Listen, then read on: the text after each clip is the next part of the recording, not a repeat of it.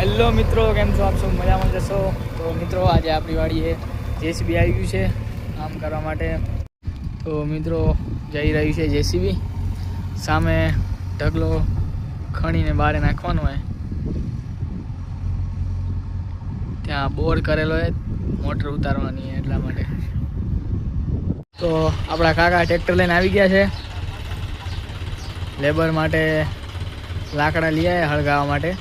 ખાલી કરીને હવે આ બાજુ જશે માટીનો ઢગલો ભરવા। જેસીબી તો અત્યારે ત્યાં વાડ સાફ કરવા માટે પહોંચી ગયું છે, પછી અહીંયા આવશે માટીનો ઢગલો ભરવા।